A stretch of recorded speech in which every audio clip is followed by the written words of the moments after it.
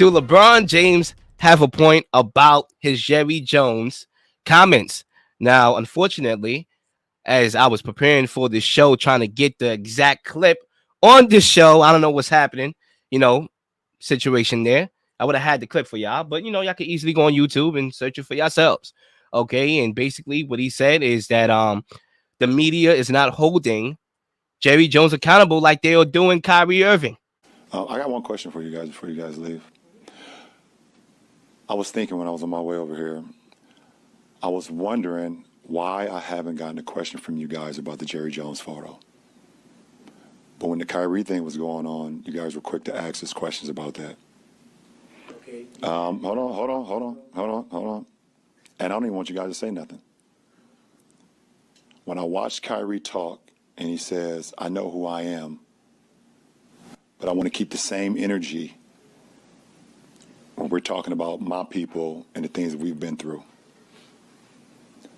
And that Jerry Jones photo is one of those moments that our people, black people, have been through in America. And I feel like as a black man, as a black athlete, as someone with power and a platform,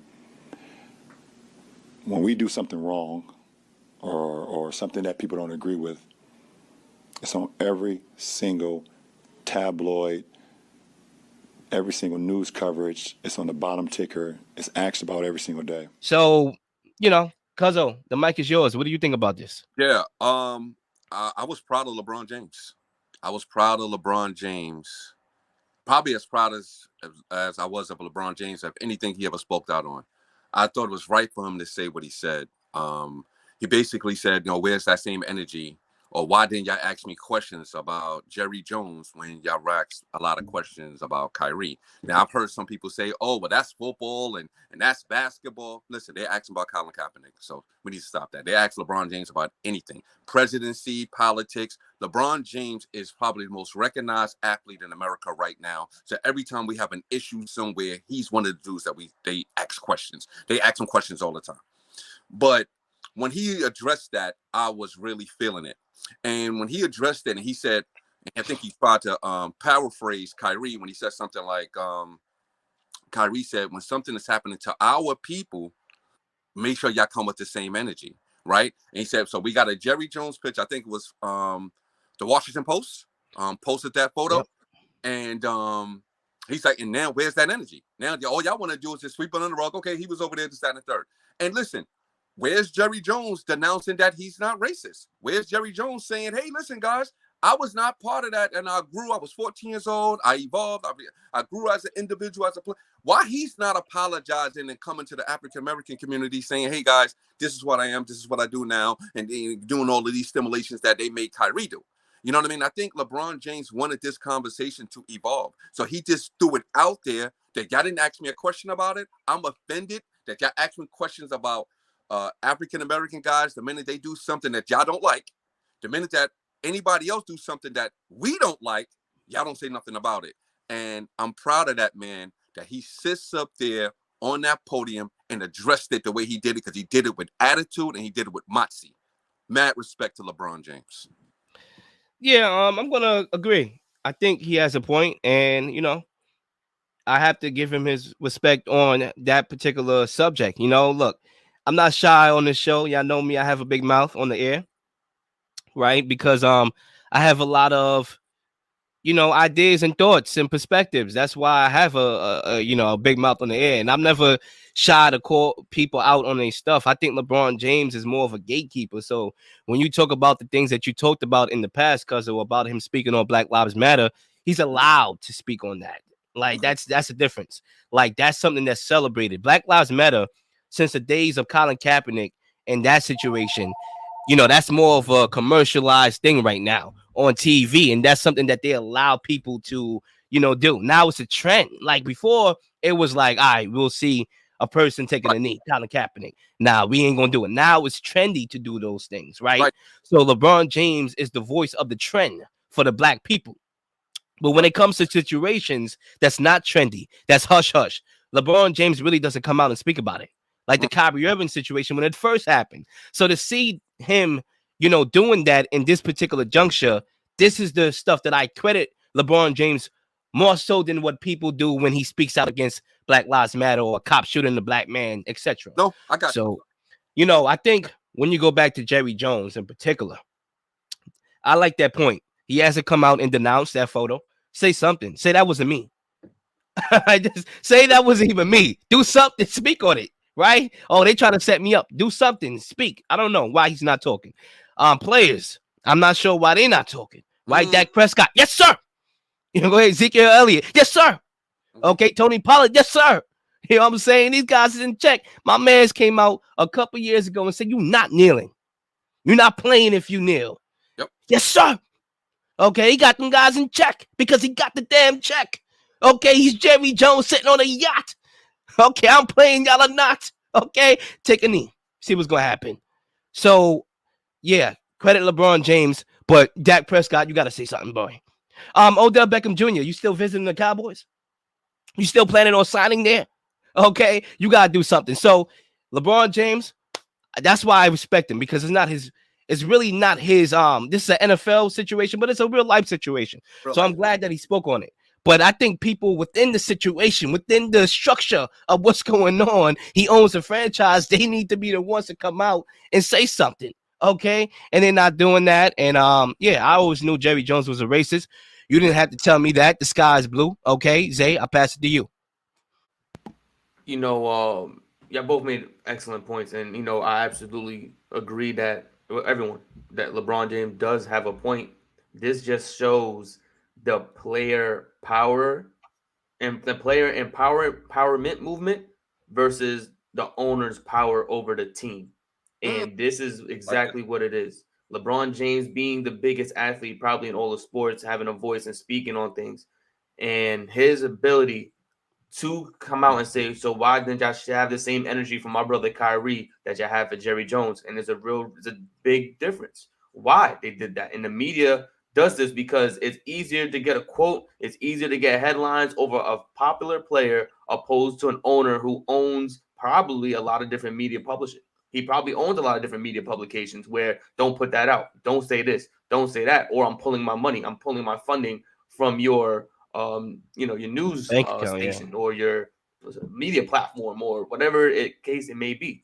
And this is where you see the power dynamic between a player who has all the people around him that rallies around him, the fans and everything, and then the owner, the billion-dollar owner who supports everything that the player does. And he could easily take away that power if the owner does so. He could just do whenever he wants. He could just pull it because I got the money. I don't care if I lose a couple million. I got billions. I'll pull it. Don't care. I don't matter. Don't matter to me. And this is just the issue that owners are not held to the same regard as players. An owner could say a bunch of racist stuff. An owner could do a whole bunch of things. He can apologize and everything will be fine. And his team, he don't get the team relinquished from him. He probably gets a couple $1 million fine, and then he's good. The player now, Kyrie Irving, he says something. Now all the sponsorships that he gets paid from taken away. Nike gone. All these different sponsorships. Now he's martyred as an anti-Semitic person. Even when after the fact, Adam Silver said, "Yeah, we already know he's not anti-Semitic." So why wasn't that the first sentence when everything first happened? Why wasn't that the first sentence? Yeah, he's not anti-Semitic. He said some wrong things. We're gonna have a conversation and clarify that. Why was it all this pause, all this like everyone stop what you're doing and let's see what he has to say first, and then we'll decide if he's anti-Semitic or not. Like that's not cool, especially when owners do things in this nature when they have a lot of stuff in their background. Fortunately, someone had the picture of Jerry Jones back in the day, and they showed that. Now that it comes out, oh yeah, well, he's not racist, right? Like what? It's always back and forth, and fans when we watch it, and even just people when they watch and you see stuff like this, it's like, bro, like you could just say you had the opportunity to really speak out and one, apologize, two, understand what you did was wrong, but you want to say, yeah, I was just there, I didn't even know what it was really about. What? That was the biggest news at the time. What do you mean you didn't know what that really was about? Yeah. Like it wasn't like there was something else going on down the block. It wasn't like they was giving away stuff for free. Like you walked over there knowing the cause stir up trouble. And it's disgusting, man. Yo, real quick, I would love for them to identify every single individual in that picture and see where they became judges, police officers, police captains, congressmen, because those people on those steps could have easily been very influencing from a racist perspective throughout their history, whether it was them themselves, their kids, or their grandkids. And so they should be identifying every individual in that picture, not just Jerry Jones, but also Jerry Jones. I mean, clear Jerry Jones became an NFL owner. So you talk about the success in that picture. I mean, come on. Like, it's crazy. Now, in closing for me, on my take, I would say when you talk about this whole cabal, this whole situation here, I think when you compare Kyrie Irving and his name and everything here, I think to how to bridge the gap here. All right, so what Kyrie Irving's situation is, Kyrie Irving, what he's talking about is the things that they don't want you to talk about. Clear. It's the things that go against the grain. So when he says something or says something, excuse me, everything is a headline, right? But Jerry Jones is allowed to have money and everything go away. Now, I interviewed Lake Lewis Jr., and he gave a very good perspective, very great interview. And we were talking about Dan Snyder and him potentially selling the team because of, the toxic workplace environment that he was a part of and oversaw. Right. And he said a very good point that these owners, they didn't grow up to get the money. They grew up in the money, most of them. So there's a level of entitlement that they have. There's a level of, yo, I don't care, I'm Jerry Jones, right? That little mentality. And that's why when you're Jerry Jones, you get away with these things because your players are not putting you in check. They're not holding you accountable. They're not taking any stances. And it's unfortunate that, we have a lot of people that was in that era who was not on the side of equality that's out here running the country pretty much. Yeah. And it is what it is. That's America for you. Ladies and gentlemen, let's move on. I just want to say one last thing. One last thing. Bring us on. Like I said, there needs to be a point in time when owners are held accountable to stuff. This stuff going on with Dan Snyder, Jerry Jones. There's a bunch of owners in this and NFL. Robert Kraft. Let's not forget about Robert Kraft. Let's not forget about Robert Kraft. Yo, Zay. So there's a lot of these owners in the NFL particularly, but it's also owners in the NBA and the NBA too. But there's owners all around that need to be held accountable. But when is it going to happen? What line needs to be crossed in order for these things to happen? Like I don't understand when do these owners are going to start getting held accountable. It's going to happen sooner than later because things are coming out more and more every day. It's not you can only have so many skeletons in your closet before they start swirling out. So it's going to be a point in time when someone's going to mess up really, really, really bad. And I'm hoping these owners get the full punishment that these players have been facing for years and years and years. There's guys that are out the NFL officially, NFL, NBA officially can never come back because they were smoking marijuana. Now it's all free. Now it's all legal and stuff like that. And their entire careers are done based on just doing that. Wow.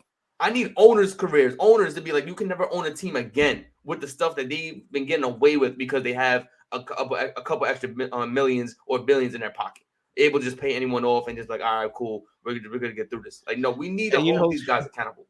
And it's crazy. No wonder why there's not a lot of black representation in hierarchy positions in the NFL. I mean, this proves it. A lot of these guys are racist. When was the last time Jerry Jones hired a black man as coach? How about never? Yeah, you know what I'm saying? Never, right? Never would have hired. I mean, come on, what are we doing here?